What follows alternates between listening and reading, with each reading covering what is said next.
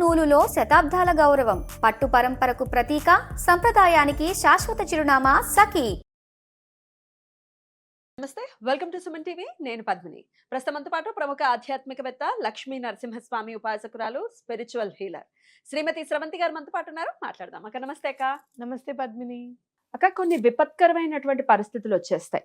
వెనకడుగు వేయటం అనేది అనివార్యంగా జరుగుతుంటుంది. అయితే కొంతమంది ఆ వెనకడుగు వేసాము, ఓడిపోయాము అన్న థాట్ ప్రాసెస్ డెవలప్ అయిన తర్వాత ఇంకా అది అసలు బ్రెయిన్ లో నుంచి వెళ్ళదు.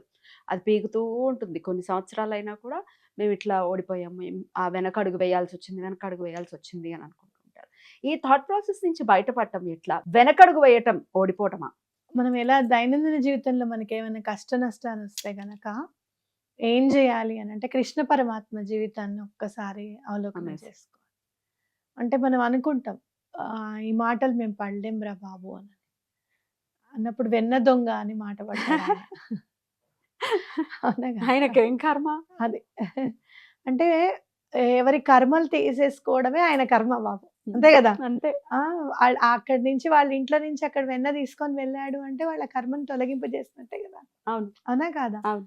అలా వెన్న దొంగ అని అన్నప్పుడు మనకి చాలా మురిపెంగా అనిపిస్తాడు. చిన్న కృష్ణుడు భలే ఉంటాడు, భలే అల్లరి చేస్తాడు అని అనిపిస్తాడు. కానీ ఆయనకి రణ్చోర్ అని కూడా ఉంది పేరు. రణ్చోర్ భలే విన్నప్పుడు అయ్యో అనిపిస్తుంది. అంటే యుద్ధం నుంచి వెళ్ళిపోయిన వాళ్ళని రణ్చోర్ అంటారు అనమాట. రన్ అంటే యుద్ధం, చోర్ అంటే దొంగతనంగా వెళ్ళిపోవడం అనమాట. వెన్ను చూపి పారిపోవడం అన్నట్టుగా. కానీ అది కూడా ఆయనను కీర్తిస్తున్నట్టుగా ఒక పేరు అయింది చూడు, నిందాస్తుతిలాగా. అది నిజంగానే. ఎందుకు అని అంటే గనక చాలా సందర్భాల్లో పాపం కంసుడిని తల్లిదండ్రులని బంధించడము ఇదంతా చూస్తే కంసుడిని వచ్చి చంపేస్తాడు లాస్ట్కి.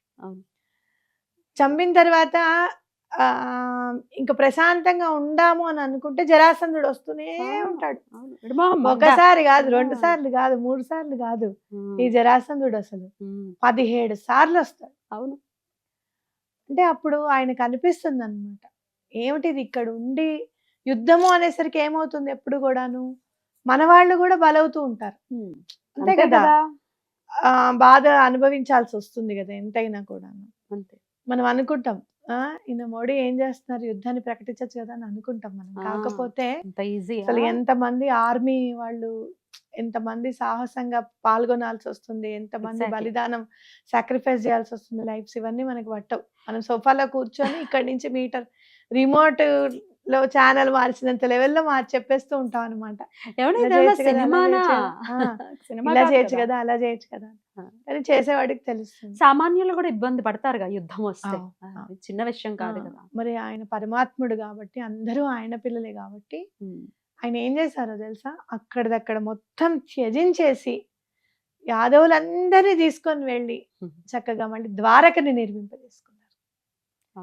ఎలాంటి ద్వారక అని అంటే మనం చూస్తూనే ఉన్నాం కదా. ఇక్కడ కూడా మళ్ళీ మోడీ గారిని గుర్తు చేసుకోవాలి. సముద్రంలో ఉన్న ద్వారక కూడా ఆయన వెళ్ళి దండం పెట్టుకొని వచ్చారు చూడు. అందులో మీరు చూస్తే కనుక షాపింగ్ కాంప్లెక్స్లు ఉన్నాయి, స్కూల్స్ ఉన్నాయి, ఇవన్నీ చూస్తూ ఉంటాం, మనం చదువుతూ ఉంటాం. అంటే అంత నాగరికత ఉన్న దాన్ని అంత మళ్ళీ చాలా సొఫిస్టికేటెడ్గా ఎంతో డెవలప్డ్ సిటీని ఆయన నిర్మింపజేశారు. అంటే నిబద్ధత, తన వారిపైన తనకున్న నిబద్ధత, కేర్, ఎట్లా కేర్ తీసుకోవాలి, ఇవన్నీ కూడా మనం కృష్ణ పరమాత్మని చూసి నేర్చుకోవాల్సిందే. న్యాయంగా మాట్లాడాలంటే ఎవరు వచ్చినా సుదర్శన చక్రం చాలు అన్నా కదా. కానీ ఎప్పుడైతే ఆ సుదర్శన చక్రం వదిలాలో అంత గాలి, అంత ధూళి అంతా లేస్తూనే ఉంటుంది కదా, ఉత్తిగా వెళ్ళిపోదు కదా సుదర్శన చక్రం, అవునా కాదా. అంటే ఏంటి అని అంటే ఎవరిని ఇబ్బంది పెట్టకూడదు అనే తత్వంతో చేశారు. ఇక్కడ నువ్వు చెప్పు, ఆయన వెనకడుగేశారా ముందడుగేశారా?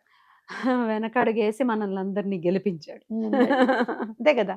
ఎందుకు అని అంటే నా మీద వస్తే వచ్చింది నింద, రంచోడ్ అనే మాట నింద వస్తే వచ్చింది, కానీ ఆ రంచోడ్ అనేది కూడా ఆయనకి బిరుదైపోయింది అనమాట, అవునా కాదా. కాబట్టి అలా స్వామి మనం ఏం చేయాలి అని అంటే కనుక ఎక్కడన్నా వెనకడుగు వేయాల్సిన పరిస్థితి మనకు వచ్చింది అనుకో, ఏం పర్వాలేదు వెనకడుగు వేసి, ఏమండి నేను ఇది ఇంతకంటే నేను ఇంక దెబ్బలాడలేను అనడం.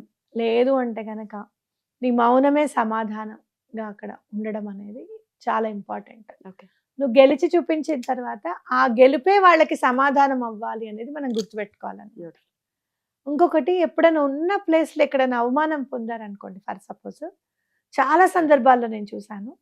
ఆ ప్లేస్ నుంచి వేరే ప్లేస్‌కి షిఫ్ట్ అయిన తర్వాత ఆ అవమానాన్ని, ఎంత అవమానం అయితే పొందారో అంత ఆదరణ లభిస్తుంది.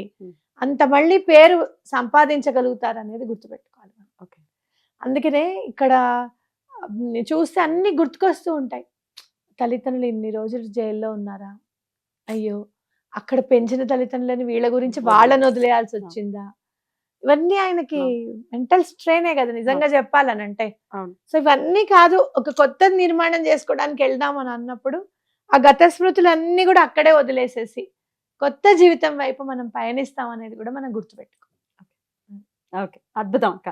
సో ఈ విషయాల్ని ఖచ్చితంగా అంటే ఎంతో కొంత మన అధ్యయనం చేయటం మొదలు పెడితే, మహాభారతం తెలుసుకోవటం, భాగవతం చదవటం అనేది తెలుసుకుంటే కదా అవును. కృష్ణుడు ఎలా వెళ్ళాడు, కృష్ణుడు ఎట్లా మనకి ఆదర్శం అయ్యాడు అని అవును. మనం చదివితే కదా మనకు అవును. తెలుస్తుంది. అవును. డెఫినెట్లీ. అయినప్పటికీ మనో ధైర్యం కోసం, మనో నిబ్బరం కోసం ఏదైనా సిచ్యువేట్ చెప్తారా? తప్పకుండా చెప్తాను.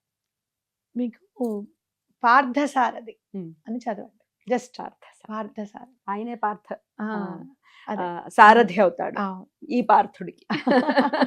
అంటే ఈ జీవుడికి నా ఉద్దేశం. నరనారాయణులు అని అందంగా విన్నాం ఎప్పుడు? విన్నానక్క. నరనారాయణలా ఉండాలి అని అంటే అసలు ఈ కృష్ణార్జునుడు. దేహమే నరనారాయణ. ఉమ్.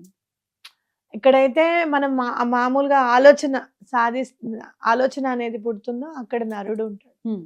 నీకేం పర్వాలేదు, ఆ భగవంతుడు ఉన్నాడు పద అన్నది సారథ్యం వహించేది నారాయణ. నారాయణ. మనలోనే ఉన్నాడు, చీకటి వెలుగులేలాను, నలుపు తెలుపులేలాను. ఈ నరనారాయణులు కూడా అంతే, ఓకే. మనలోనే ఉన్నారని గుర్తించాలి. అలానే ముందుకు వెళ్ళిపోవాలి. అద్భుతం అక్క.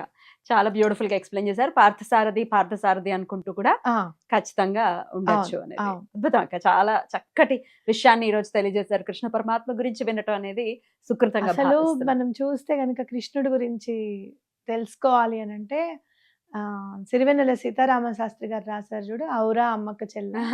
ఆ పాట వింటే చాలా అర్థమైపోతుంది. అవును ఏమిటి అని చెప్పి అర్థమవుతుంది అనమాట. అంత అంత గోవర్ధనగిరి ఎత్తాడు, అంత బరువు, మళ్ళీ తులసి దళానికి తొగిపోయాడు. ఎక్స్ట్రీమ్స్ కదా అసలు. ఏం చేస్తావయ్యా నువ్వు అని అంటే బావకి బండి తోలు పెడతాను. ఏం కర్మ ఆయనకి డ్రైవర్ అవ్వడానికి.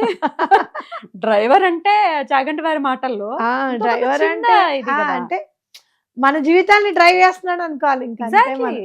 అదే సినిమాలో అంటాడు చూడు, పైలట్ ఆఫ్టర్ ఆల్ డ్రైవరే కదా అంట పైలట్ ని కూడా. అవును. అంటే ఎంత పెద్ద పొజిషన్ అయినా కూడా ఈజీగా తీసుకోవడము అనేది, అలాగే ఎంత చిన్న పొజిషన్ అయినా కూడా చాలా పెద్దది అని అనుకోవడం అనేది మన స్పృహకే రావాలి. ఎప్పుడు ఏ మాట అనుకోవాలనేది మనకు తెలియాలి. అవును. అలా అనుకుని జీవితాన్ని ఇంకా ముందుకు సాగించాలని చెప్పి ఖచ్చితంగా మనం గుర్తుపెట్టుకోవాలి. బ్యూటిఫుల్ అక్క. చాలా అద్భుతంగా తెలియజేశారు. జ్ఞాన గీతని బోధించాడట ఆయన. అంటారు ఏం చేసావా నువ్వు అని అంటే మళ్ళీ బావ బండి తోలుపెట్టాడు, లాస్ట్ కి వచ్చే వరకల్లా జ్ఞాన గీతని బోధించాడు అని అంటాడు. చాలా బాగుంటుంది ఆ పాట వింటుంటే. ఔరా అమ్మక్క చెల్ల. ఈ సందర్భంలో ఒకసారి వినేయాలని ఉంది. వీడియో అయిపోయాక ఆ పాట వినండి ఒకసారి. మేము వింటాం. థ్యాంక్ యూ అక్క. నమస్తే. నమస్తే.